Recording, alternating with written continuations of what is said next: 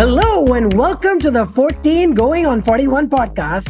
I'm Arvind, the 41 half of this chaotic duo, and joining me is my lovely co-host, the Gen Z speaking, world schooling, history loving, ocean chasing, can't do mathin', now podcasting, Kiara Arana. Hi, I'm Kiara. I'm 14 and I am the half of this, what do you say, chaotic duo who is always learning. And well, we're back in this space where a teenager and a 41-year-old have come together to share stories about the road less traveled. That is true. The only concerning thing about what you said is if you're always learning, does that mean I'm supposed to be doing the teaching? Because that's a bit not quite up my alley. So we've said this before on the podcast that, well, this is not a mentor-student podcast. So to be really clear about that.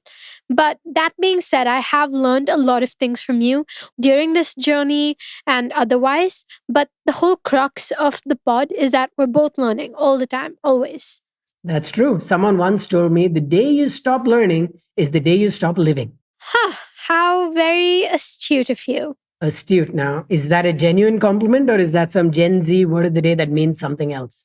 No, it's a genuine compliment. What else would it be? Anyway, I can't believe there were already a few episodes into this podcast. It feels great. I've enjoyed it so far. And you've still stuck around this long. I count that as a win. Usually people do a few episodes with me and they don't want to see me anymore. I know we've done wrap-ups after each episode, but I wanted to know overall what's been your biggest or favorite learning. You kind of sprung that on me, Kiara, because we usually do like scripts or notes or bullet points before we get on an episode. This was not on your list. So now I have to think on the fly. Okay, favorite learning, biggest learning. Let's see. I'll cheat and give you two. One is actually hearing your perspectives. And, some of the guests we've gotten so far are folks I've known before, but hearing from them with a 14-year-old in the room asking her questions, like, what would you do if you were 14 today? I found that really interesting. So just learning that perspective has been quite unique. Thank you. Oh, of course. And I'd say the second is just a lot of these guests have just been on mission mode. Right? You can tell whether it was Viren and the Olympics, or whether it's Rahul and his drones, or Akshay and education for the underprivileged. They're very much not just doing a job, they're following a calling. And that energy is contagious. You can feel it even when you're doing a 40-minute, 60-minute conversation with them. And that's super exciting. Yeah, I mean, like you said, it's not just about the work for them or doing work. It's about just like doing what they love. For me, for my biggest learning, I think it's very hard for me to single out any episodes or choose a specific guest. Of course, because you're ever the diplomat. Every time I've asked you to pick a favorite, you're like, oh, I like all of them. Oh, I like who's your favorite parent? Oh, both. Who's your favorite friend? Oh, all of them. You got to pick favorites sometimes, Kiara. Well, that's just because all the guests had such amazing stories. And that's exactly what my biggest learning was. It's just getting inspired from all of their overarching stories. Well, as one of your favorite authors, Yuval Harari, likes to say, humans think in stories. And that's probably a great segue to our guest today, Aditya Kuber, who takes stories of people and through his podcasting studio is getting them out to the world. Yeah, getting them out to the world, letting them find new ears and spark conversations. Yeah, and just to be clear, he's not just doing this on New Year's. He's doing this throughout the year, right? 24/7, 365. It's not like he's Santa Claus running a week late. He is actually working with hundreds of creators, reaching millions of people with really cool content. So I can't wait to hear his story and how he got into it. And well, now he's working with us as well. He's our producer. But before we get him onto the show, it's time for our favorite vocabulary game. Oh, you mean it's time for our Gen Z word of the day. That's right. Yeah. Today's word is aura points, where we're really diving into the brain-rotty words of this segment.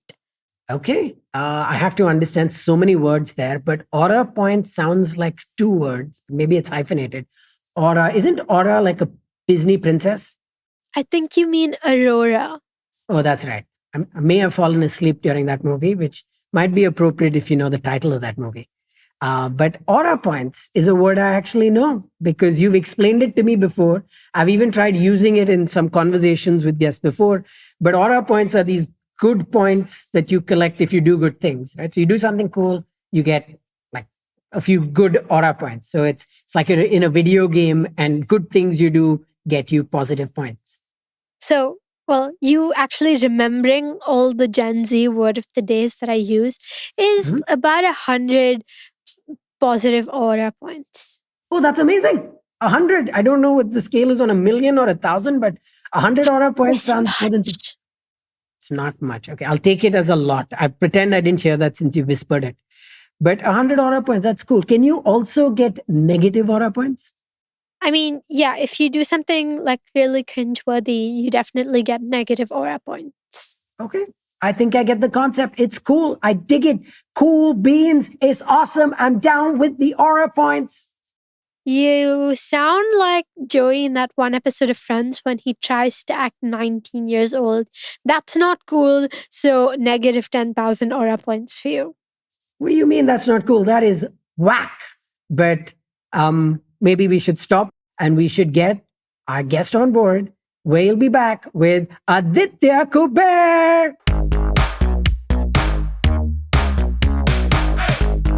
And we've got with us someone who leads India's fastest growing full stack podcasting business. He spent over 2 decades in media, content, and digital with the likes of companies like Yahoo and AOL. Kiara, you won't have heard of some of these. We'll talk about them later. He's also worked with Book My Show and Audio Boom. And 5 years ago, he set up Ideabrew, which at the time, podcasting was new in India. He was one of the forerunners of it. And in that time, he's grown this to 360 plus creators, 120 plus shows, 3 million listeners a month. And they've recently just got acquired by Dentsu. It's really great to have you on the show, Aditya Kuber. Welcome. Thank you so much, guys. Happy to be here, and I'm happy to be representing Kiara's side of the 14. So yeah, let's get going. And yeah, actually, you've got a great new hit show called 14 going on 41. So I'm sure it's an exciting time for you. Yeah, all of us youngsters are looking forward to it. So, in this podcast, we love to jump straight into the fork in the road moments. And, for you, especially when you decided to start your own business, that was amazing.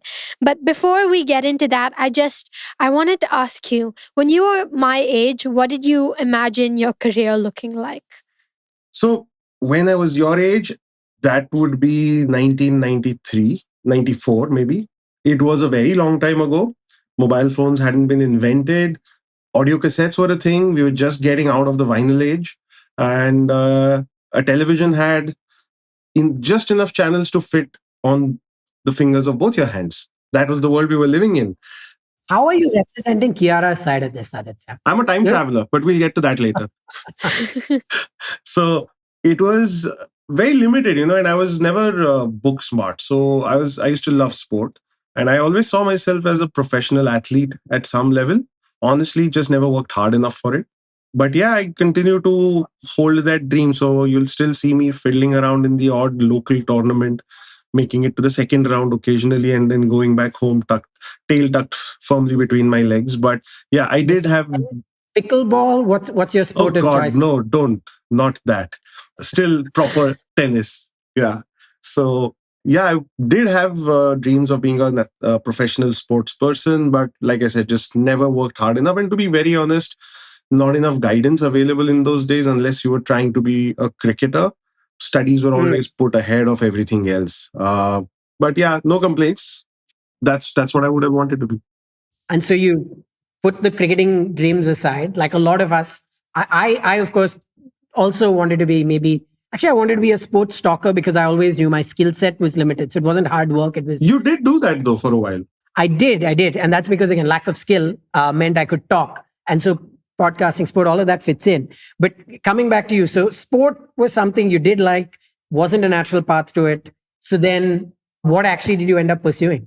I actually pursued a bachelor's degree in physics, which is something I use 0% of in my everyday life and throughout my career. And that actually just happened because at that time there was an option for me to jump into a mass media course. So over the course, like Arvind, you said, those who can't do teach and those who can't play write, went down that road, figured that, okay, maybe I could tell stories through photography, through storytelling and writing. One sec, one sec, one sec. How does physics tie into storytelling and mass comm? And I spent 3 years trying to figure it out, and I still haven't 30 years later, honestly. So no idea. So the thing is, there was some connection that the government drew between physics, which had a section on optics, and therefore said, this is photography, so let's teach photography to the kids. And then someone came in and said, if you're teaching photography, why not add a section of mass media into that? And before we knew it, I was doing a course called a BSc in physics, photography, and mass media. And no one figured that out. There were like 3 batches of this, which happened. I was one of the lucky 3. And so I'm like, that's how I ended up in physics. Not that I hated it. I didn't mind the calculus part, but I hated a lot of the mechanical aspects of it. So you're saying if Isaac Newton was around during your time, he would have, instead of like having an apple fall on his tree, he'd be out taking photographs of like the wildlife. Exactly. But we needed him to first define a lot of the stuff we learned later. So anyway, yeah, so that's how physics happened and mass media happened and writing happened. And in college, you find some of these clubs and, you find like-minded people to start doing stuff, and stumbled into photography, really enjoyed it for a very long time, and got into the newspaper side of things, wrote, shot, and that's how the career in media started. So it wasn't 100% by design, found my way to it over a period of time. Well, what was the first piece of content that you ever created? Was it in college, before that? It was in college, and funnily enough, or not so funnily enough, it was 2 sports photos that made the newspaper. One I remember was a very, very boring picture of a college basketball tournament, taken absolutely side on with no story being told in that. And I'm told that the sports page editor ran it because he had space to fill. That's how great stories get made. Yeah. The next one, though, actually made the front page because it was a sport I actually didn't understand. And I made a major mistake, to be very honest, when I took that picture. So this was a golf tournament happening in Pune, which is where I grew up and studied. And I was standing right behind the tee with a film camera. Now, I don't know how many people know this, but a film camera makes a god-awful click sound when the mirror rises and it falls to capture that image. And that is a mechanical thud. Now, on the tee, on a golf course, you're supposed to be very quiet. So I'm standing right behind this guy, and I think I remember his name, Rahil Gangji. If we search back in the archives, you might still find this picture in the Times of India. Did you say Rahul Gandhi? Rahil Gangji. Oh. So he lines up for his tee, and like all great sports pictures, it's about timing, 1% and 99% luck. So I happened to release the shutter at the exact moment he made his connection with the ball. So I have a streak of the golf ball rising. Oh, wow. And him in full flow. So you can actually see him fully sort of that moment of impact when complete power is being transferred from him to the ball and the ball just starting to rise. And the sports editor and the front page editor both loved it. So they both ran it, including a 2-column, pretty tall vertical picture with my byline. That was actually my first byline. So that I'll never forget. A newspaper, Kiara, is this thing that people used to read back in the day where they would get information. You will find it in a lot of vada pav shops today. That is true. I know what a newspaper is. We've done good old days. That is true. That is true. What is black and white and red all over used to be a newspaper. But as you were describing that, Aditya, I could picture the physics of it because I can see the ball being hit. You can see the arc of the ball. It's like projectile motion. So you're the first person who's made me find this connection between physics, which is something I love, and photography, which is something I'm really bad at, and seeing how they fit together. Yeah, I spent a lot of time trying to actually apply physics when I was doing lighting and light setups. And eventually I realized, that's all theory. Most of what I need is going to be learned on the job. That's fair. Before you got into this fork in the road moment and decided to go into podcasting, you had a few different jobs, didn't you, across with Times, with Yahoo, with AOL. walk us through some of the most surprising things or interesting things you would have done in these roles as you were learning on the fly. Well, there's a lot of stuff actually. So magazines, I still love the format. My first major job was a magazine, a photography magazine as you'd have it. And why I love it is you get a lot of time to curate one. So you curate one, you build a narrative around it, you build a story around every edition, whether it's a weekly, whether it's a monthly. And I used to love thinking 3 months ahead, spending time commissioning stories, writing a few of them myself, putting together photo features, and every 3, 4 pages, which would contribute an article or a feature, would be a very well thought through story. That actually taught me a lot of how to structure content, how to think of multiple pieces of content coming together, structuring it. The other very interesting piece was when that switch happened for me from analog or print, so to speak, to digital.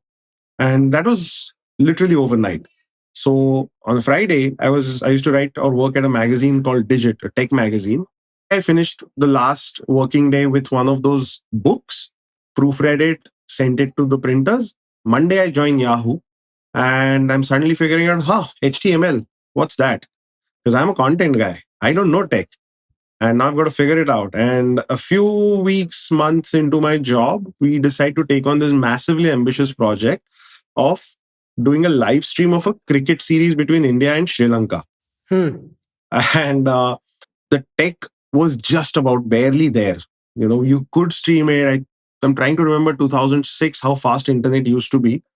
It wasn't very fast. 512 KB maybe, or something like that was good, or 1 Mbps maybe.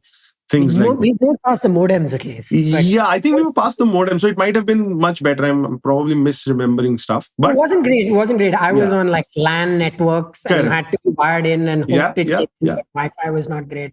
So we figured out a way. Long story short, we actually worked with Kiara's dad on this project a lot, and we figured out a way to get a stream coming to us from the match live stream from Sri Lanka, plugged it in, and told the world on Yahoo that, hey, you can watch this match live here. About 20 overs into the game, I think the state broadcaster came down saying, hey, you can't do this. And we're like, but we have the rights. So that was the first legal learning that I got in life. And turns out we were right. We did have the rights because the BCCI had given us the rights. So we had to resume. And then a major technical learning came when VSNL at the time, which is now, I think, Tata or something, called us saying, what the hell are you guys up to? Our data centers are crashing because of the traffic and the bandwidth consumption. And we're like, we never thought of downsampling this stream at any point. We just pushed through whatever we got. And like, what numbers were you doing? Like, what kind of concurrent usage was? I think concurrency at one point had hit maybe 50 or 80,000. Wow. And as context, Kiara, today, like a Hotstar India-Pakistan match will do like 20 million concurrents, right? So that's how technologies move. Yeah. So that was a big learning. We actually then found sponsors, made money, blah, blah, blah. So that was a huge first of its kind thing. And interestingly, that very stint was again me working with Kiara's dad to find a podcast solution with Sunil Gavaskar. So Sunny Ji was the brand ambassador of Yahoo Cricket back then. And he was touring the Caribbean. India was in the West Indies. We put up an answering machine for him to call in every night India time and leave a voice message, like a column, which we would then convert into a podcast the following morning and release it. So one sec, you were doing podcasts in 2000, what is this, 8? 6. 7? 2006 still. That is so cool. Wow. Where would the podcast show up? Like it would be on the website or you'd put it out on radio? No, it would go onto the Yahoo website. We'd just put up a little player with a page made and saying, hey, listen to Sunil Gavaskar talk about the West Indies series exclusively on Yahoo. Very, very simple. Didn't think much of it that time, but a little later when I actually formally got into podcasting, I'm like, I did do this before. Sorry, I don't know if this is a dumb question or not, but the concept of podcast like exists at that time? Yes, actually podcasting, I think, launched 2001 or 2002 along with the iPod. So the iPod came out, and back then people used to actually move the music from their computers to their iPods. And then someone figured, why can't I put a radio show or an audio book, or if I left a book reading in there? And that's how podcasting was born. Plus, culturally, in the US, talk radio was a thing. So this was a very natural extension to it. So not everything was created by your generation, Kiara. Like some of it existed before. So then you started Idea Brews, right? Then your content was like fully podcast focused. So podcasting formally happened to me in 2016. And the exciting part was in India, I think at that time there were hardly 3 or 4 companies and maybe just enough podcasts to fill half a page of a notebook. That's about the ecosystem that existed 10 years ago. So I'd set up a music streaming business at Book My Show, including podcasts and an e-commerce business as well. But then COVID just changed everything. So the way people engaged with digital, the way people consumed content, what people needed versus wanted changed for those 2 years drastically. So business decisions happened and I decided to start on my own because I was still very convinced that podcasts had a future in India and that story was yet to come. So in 2020, with a couple of friends, I started Ideabrew Studios. And how do you compare this journey, at least initially when you were starting Idea Brew, starting your own business, compared to like when you were working in other companies? They both have their pros and cons. A lot of people tend to believe that if you're running your business, you'll have a lot of freedom. Yes, there is no doubt about it. You have a lot more freedom to experiment and to fail and to try out stuff. You're not too confined to certain ways of doing things, but you need to have the risk appetite to be able to do that. In a job, you might feel restricted, but you're also working with a lot of systems and processes which are set up typically to avoid and prevent failure, which in my mind at times also prevents a lot of innovation at times because everyone's just following the rules and don't want to break out of the mold. So it's tricky. You'll find your own preferred way of working, and there's no right or there's no wrong in either. They're both equally important. You do need people who are great at a job because those are the people who will make sure that businesses run, grow, continue to be successful. But you also need some people who will think out of the box, are willing to take risks and just try new stuff every now and then. And to that point, I mean, podcasting is now, whatever little I've read, is like a $20-30 billion business worldwide. But at the time you were doing it in India, like you said, you could probably, even in 2020, it may have gone from half a page to one full page of a notebook, but it was such a nascent industry. What gave you the belief that, hey, this is something that can scale? So, Arvind, if you look at the country we sit in, our tradition has been one of transferring information and knowledge through storytelling. The Mahabharata, the Ramayana, our epics are storytelling. You call them mythology, you call them whatever. There's learnings through storytelling. Before these were written down, there was centuries, probably millennia, when this was passed down orally. Mm-hmm. That's how all of this information has eventually come to some written form. Every language and every geography in India has its own culture of storytelling. Now, if you try to find where can I get this? How do I find a lot of my regional stories or my history?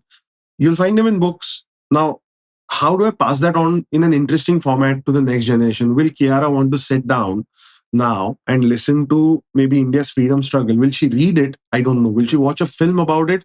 Probably. Will she listen to it? Probably. So the thought process was, how do we bring a lot of our own stories to life? How do we make so many languages, so many different dialects? How do we cross-pollinate a lot of that? I don't know a lot of the history that happened in other parts of India still. Is this a medium to do it? So storytelling was really at its heart that gave us the confidence that, we can do this. And we're still at a very, very nascent stage, I have to say, because the regional language play is just starting. The next 3 to 5 years will be all about building content and building reach in the regional space. So what you're saying is Kiara and I need to work on our Hindi, Kannada, Tamil, Bengali and get 14 going on 41 in all these different languages. AI will solve some of that for you, but you need to find the stories that AI will translate for you. Kiara, just to be clear, he wasn't talking about me. But you're right. There is a lot to be solved for. No, I think it's fascinating to think about this future, especially when, you think you move from text to video, and you wonder where audio fits into it. And I know at the time, a lot of people are like, well, people are already watching video. Why will people go back to audio? But it's become such a boom. And whether it's, I listen to podcasts all the time, and probably as much as my video consumption today, and probably more so. And you can do it actively, you can do it passively. So I think Yeah. to take that leap of faith when it was still growing in India, backed by the conviction of just the culture and why you thought it would be great, I think is a bold move. And I think been validated nicely with the recent sale to Dentsu. So congrats. Thank you. So that's the part, where you sometimes just follow your gut and at times hope it pays off. Which is a great segue to say, what if it hadn't paid off, or what if you'd gone in a different direction, which is a game we're going to play, right, Kiara? Yep, we have the 14 going on 41 what if game coming up next.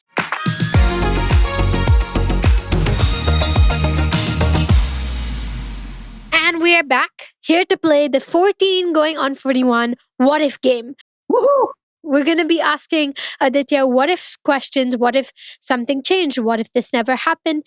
And he's going to be telling us what he thinks his life would have looked like in these scenarios. I'm going to start us off with the first question, which brings us back to like the time traveling, back to the days where there were bylines. I'm learning a lot of new words today. What if you time travel back to the 90s when you were 14? What advice would you give to your 14-year-old self? Work harder early on. You could have made it. If you had worked harder, you could have become an athlete. India missed out on another Sachin Tendulkar, maybe. I don't want to say another name, but yeah, why not? There you go. By the way, Kiara will explain bylines to you later. Okay. They might be lines that are equally flexible on both sides. But anyway, my question to you, Aditya, is what if you never went into the podcasting space, right? So you had this fork in the road moment where you were doing something in sport, digital, etc. You got into the podcasting space and then went into your own business. What if that had never happened? Where do you think you would have ended up today career-wise? Very honestly, I would have been in the content space or the media space for sure, because that's the one vertical I truly enjoy working on every day. What would I have been doing specifically on an everyday basis? Content licensing is one space which I want to say, because there was some opportunity there and I was very, very close to considering that. So that sounds very boring, but it's not actually. As licensing businesses are. Yeah. It actually involved a fair bit of creative oversight, because would have had to, if I remember correctly, commission and then license and then monetize. So also driving a fair bit of the content strategy. Aditya, what if you had to choose only one medium of storytelling for the rest of your life? I mean, you've talked about a lot. You've talked about photography, you've talked about writing, obviously there's podcasts, but just one. That's very difficult. And as far as medium goes, you'd have to say I'd go with video, because it combines almost all of these and allows you to tell a story using audio and video, both the formats that I really enjoy now. I'd say video.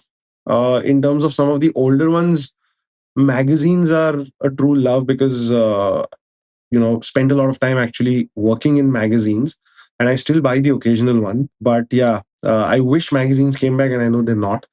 But yeah, I'd stick with video. I'll go into a slightly maybe provocative one, Aditya. It's easy when you now look back at your path and you've had this acquisition by Dentsu, you've had the success that you've had, to look back and say, well, when I had this fork in the road moment, I went the right way. But what if it hadn't turned out like this, right? What if the business hadn't survived? What if you hadn't managed to scale? How would you feel differently about your decision to start off your own podcasting business? So you're right. There is a bit of a bias when I now think about it, that it's easy now for me to say that if it hadn't worked out, I could have walked away. There were moments when I almost did. But I think it's important to also, for any entrepreneur, anyone who's running a business, be honest and say that, this is my breaking point. And beyond this, I'm not going to push myself, because then I'm just fooling myself. So that has to be identified. So if To answer your question, if things hadn't panned out the way they did, I might have walked away. Luckily, we live in a time where failure is not looked down upon. Failure is actually celebrated as a learning journey, and it's a question of how we also tell that story. If you're bitter about your failure, then it's largely on you. But if you say that, hey, I gave it my all, and despite my best efforts, things were out of my control and it didn't work out, but I learned a lot and I can apply a lot of that into my next attempt or my next assignment. So I honestly have that attitude. That's a great attitude, and it's don't be bitter about failure, but get better from failure instead. Yeah, absolutely. I'd say you did say identify your breaking point. Did you actually think about this ever? Because when you're in it, it's almost like you have no breaking point, right? It's like that movie where it's like, I remember Christian Bale saying Batman has no limits, right? So you're like, I can keep pushing. You do feel like that. You do feel at points that, hey, maybe I'm just one moment away or one deal away or one incident away from breaking through to the other side. But yes, we did identify moments where we said that if we ever hit some of these, almost call it lower circuits in stock market language, we'd have to step back and honestly assess what we're doing, because we're no spring chickens. We don't have 25 years ahead of us to give it another shot and another shot and another shot. Let me ask you a more fun one, maybe. What if you could swap lives for a week with any global podcaster? Who would it be and why? I want to think of a travel podcaster, because then I at least get to live a percentage of the life Kiara does. Part of a percentage of her life is putting up with me on podcasts. So careful what you wish for, Aditya. Other than that one, I think there's a lot that I'd swap with her. I think I'd swap lives with a Stephen Bartlett, because he gets to meet some really powerful people. And I've been disappointed at times with the kind of questions he doesn't ask, which he could ask. A lot of softballs in a lot of his interviews. When you've got a Warren Buffett or a Sadhguru, world leader, or I think he got Masayoshi Son at one point on one of his shows. Ask them the hard questions, man. That's the only thing today that is separating a podcaster from a journalist. Podcasters want journalist status, but they will not get it until they stop lobbing softballs at their guests. So if you're interested in being identified as one, be willing to upset a guest. So I definitely want to swap lives with him with the same guest list. Probably a fair bit of his money also. Yeah, if that came, nothing wrong with that. Fair enough. And Aditya has actually made us edit out all the tough questions that came on this podcast. So I'm just saying, if you're listening to this, a lot got cut out in post. So, we're trying to be journalists out here. I'm just trying to keep this family friendly. So today we have talked a lot about storytelling, and that was definitely a theme. But another theme that I found was, adapting. And I mean, how the world has changed from, first it was content to then the digital world, and how you've adapted. So what if you were a 14-year-old today with the way the world has changed? How would you see your career looking like? I'd be a little worried, very honestly, because I live with a 14-year-old. And I know the kind of... Best of luck, Aditya. And I mean, I'm just hosting a podcast with Kiara, so living with one sounds like it could not be. It's got its moments. But, I'd be very, very... I don't want to scare anyone here, but I'd just say that it's a very confusing time to be 14 or 15 or 13 or 18, because there's just so much happening around you and changing so fast that before you've really grasped what's happening, the world's moved on to the next big thing. There is such a lack of clarity on what is a good career option. So how do you sort of direct your next 4 or 5 years as a 14-year-old in what you want to study? And I think, Kiara, what you're doing is highly commendable with a very non-traditional route, because maybe that's the right way forward. We don't know that yet. Maybe you're going to pave the way for the next generations. And I think it's massively commendable to say that I won't only sit inside a school. I will have a world view and I will teach myself on the world, and then I'll find what I want to do for the rest of my life, which is honestly what a lot of the other kids are doing, except they're doing it sitting in school. So you might just have a head start over whatever it is you choose to do. But I'd be very, very nervous if I was a 14-year-old, slightly anxious, and Unclear of, what my next 5, 10, 15 years look like. Also, of course, at 14, you're not really worried about the next 5 years. You're maybe more worried about your next midterm. But I'll flip that a little bit and say, with it, while it is an extremely confusing time, I think it's also a time for opportunity, right? And so it is a time when I think there will be a lot of innovation. I think back to the Industrial Revolution, and I'm sure a lot of people are like, oh, we can't farm anymore. What is going to happen? With all these, with new machines coming out and changing the world. We're at maybe 100x of that today with what AI is doing to the world. But with it, I think are going to create new opportunities that we can't even have imagined to create real scale in a meaningful way. So I think it would be super confusing, super scary, and at the same time, super exciting. Yeah. I think it comes down to the right guidance. So having great mentors around you, and not even in a mentorship role, just having great sounding boards around you is very important. So I think for all the 14-year-olds, it's important that we inculcate this habit to ask, not just live inside a screen, but look around and ask and learn from others' experiences. That's the best way forward. You did say sounding boards. Most 14-year-olds I speak to often are sounding board.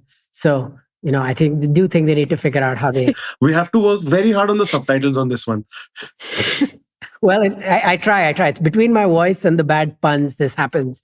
But I'm done with the what if questions, Kiara. Do you have more, or should we get ready for the next one? Yeah, we should get ready for the happiness rating game. Indeed.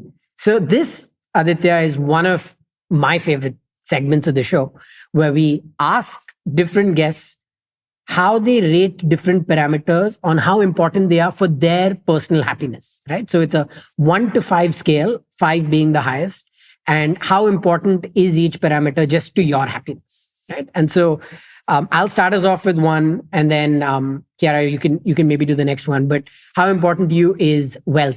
Very important. So on a 1 to 5 scale, I'd say 4 or 4.5, thereabouts. I only keep it around that level because it's not the only thing. But I'd be lying if I said it wasn't very important, because it gives you freedom of time. Not having wealth means you're chasing it.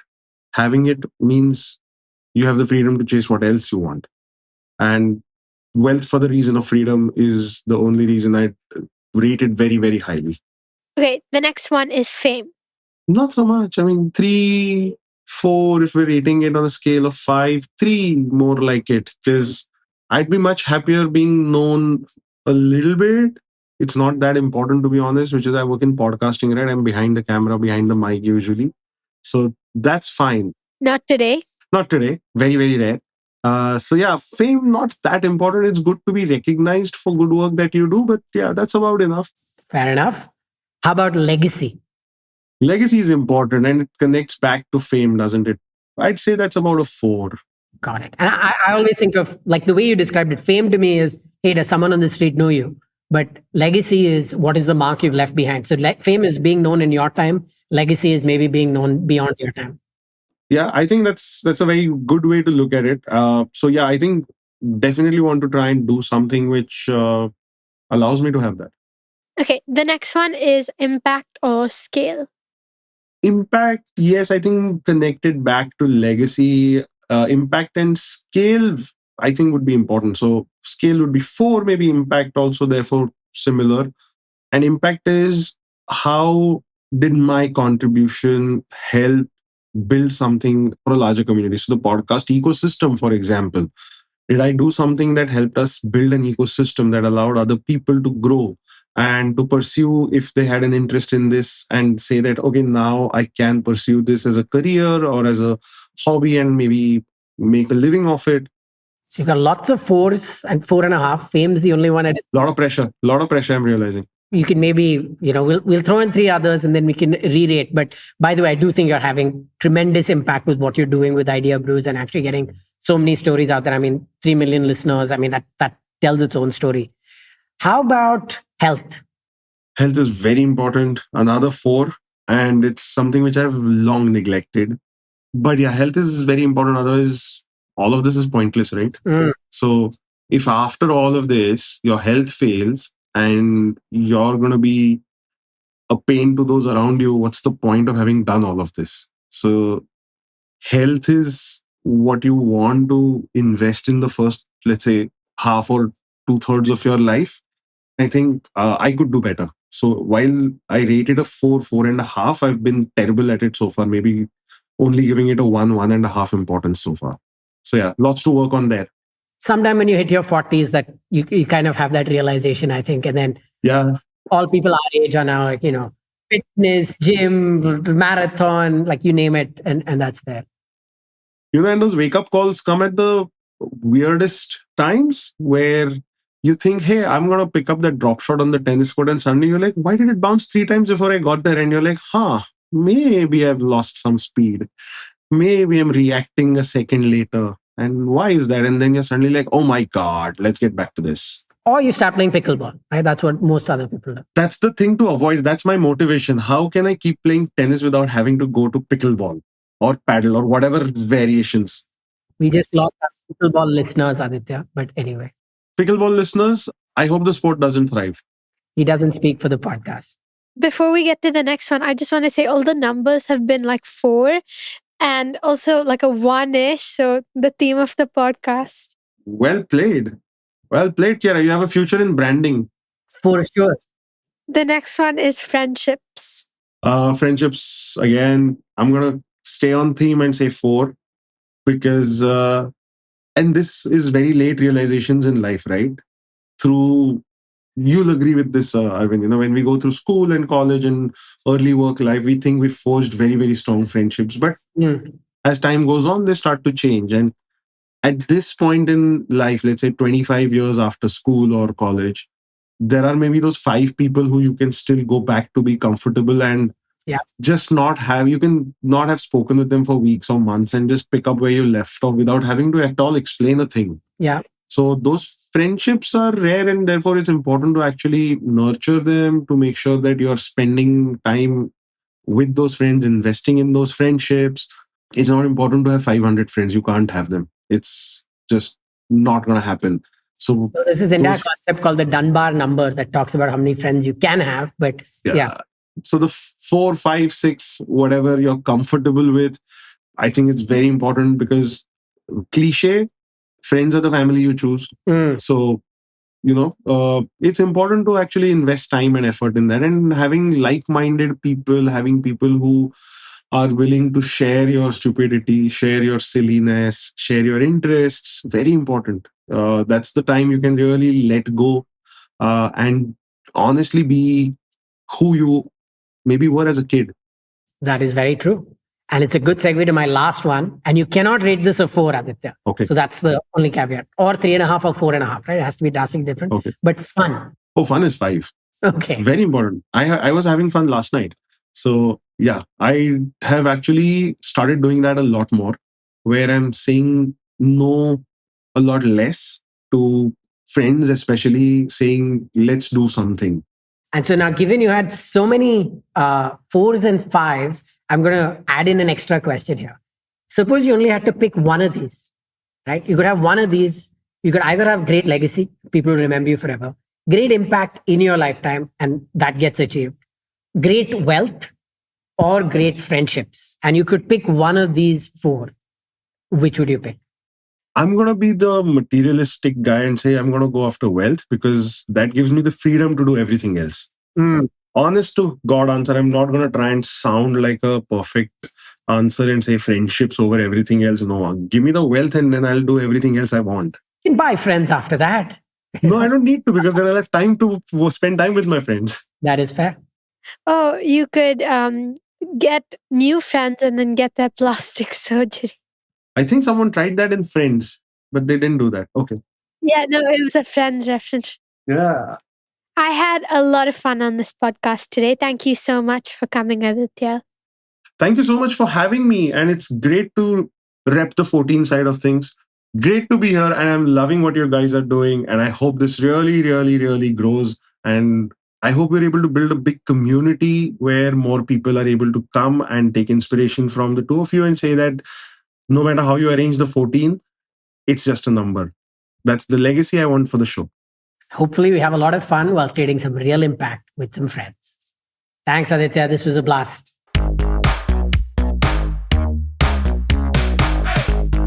And we are here to wrap up, Kiara. But before we get into our takeaways, let's get into that history lesson that you never asked for. It's time for the good old days.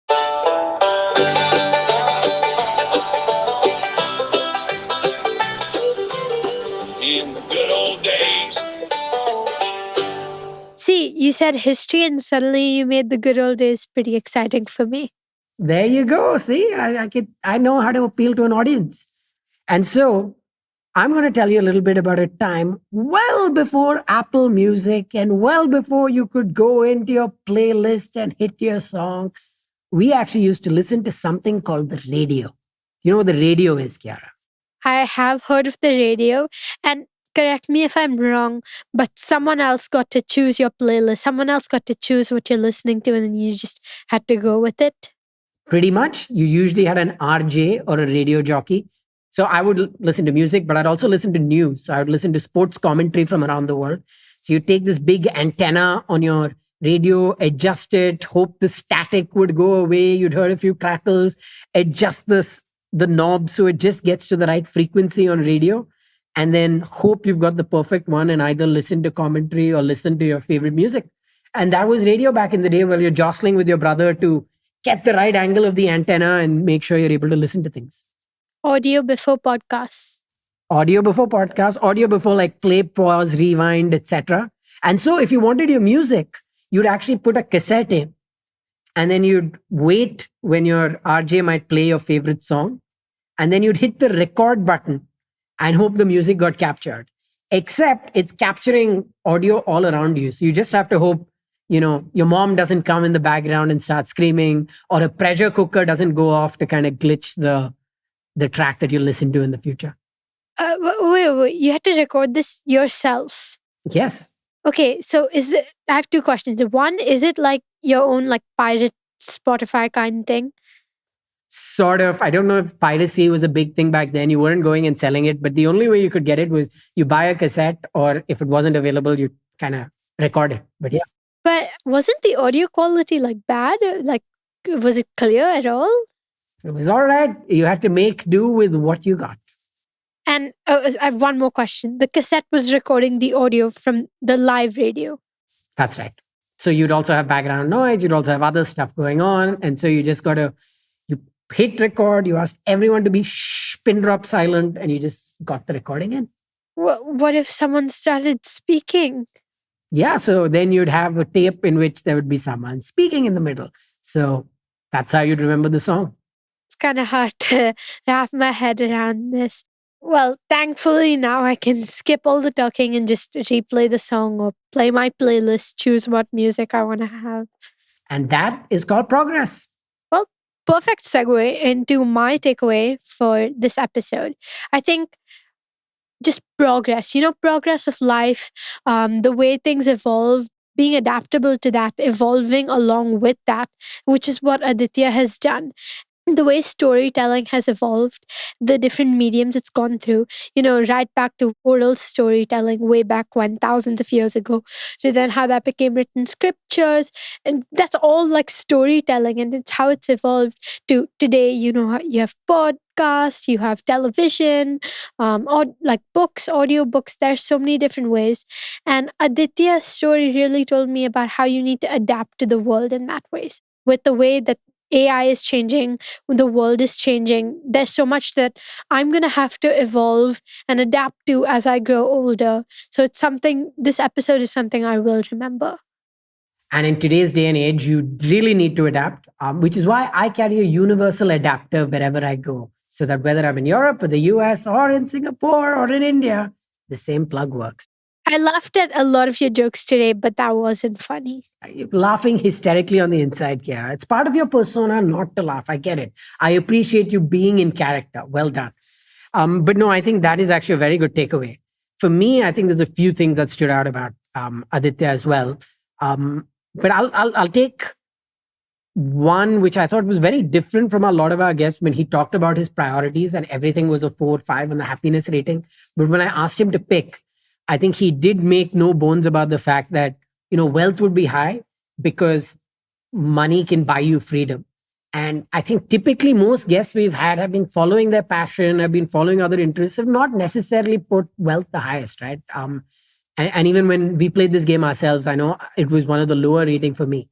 But the way he put it out there and the way he described it and the thinking, I thought was really insightful. And I think there are a bunch of things that financial freedom can give you. So I thought his candid response to that to me was really interesting. Which just goes to tell you there's no one right answer for everyone. You've got to figure out your priorities. You've got to figure out what's right for you and work towards that. Exactly. I think that about does it for today's episode, right, Kiara? Yep. We will see you all next time. Until then, drive safe on the road less traveled. Peace out, party people.